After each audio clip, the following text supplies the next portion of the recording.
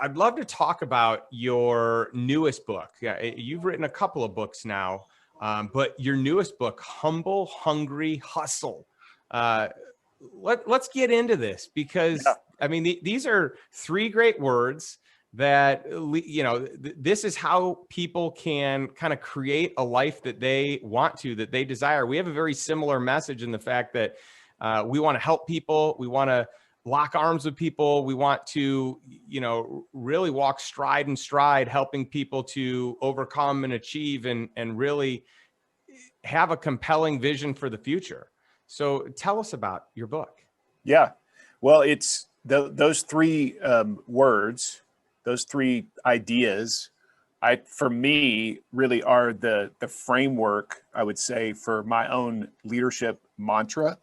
And so if I'm thinking about how am I going to be a great leader and how am I going to influence people, it's those three words. If I put all the habits that I feel like are important in your leadership, they fall into those three buckets. And so you got to make sure that all three of those are also like of equal importance, because we know, we know what those mean at the end of the day. Like humble, we get that for the most part. It's not about me. There's a bigger story at play.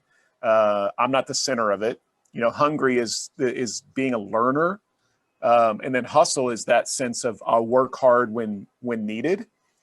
But they all have to be parallel. And so the reason that this is an important sort of triangle is we know lots of leaders, Justin, who have tons of hustle, but there's no humility to them.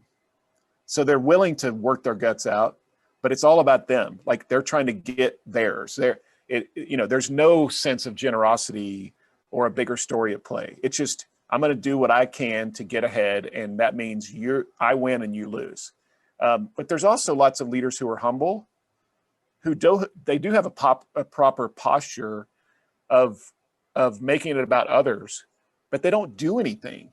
They don't get anything done. They're not willing to work hard. They sit around and they're just bitter because they've never accomplished anything. So we have to have a good balance of these. And when you think about especially hustle, I think that's the one that I would say, like, I'm trying to bring a bit of a different angle, because I know it's true that it does require hard work. It does require excellence.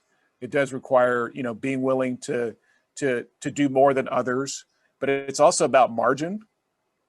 It's also about rest. It's also about generosity. It's also about being a collaborator, being somebody who is a unifier. So, my question is, are you crushing it when it comes to margin and rest? Equally as much, are you crushing it, by working your guts out and sort of redlining your engine? And that's a big part of the hustle that I would prescribe to, is a balanced perspective on hustle. So I'll stop there and let you unpack that one.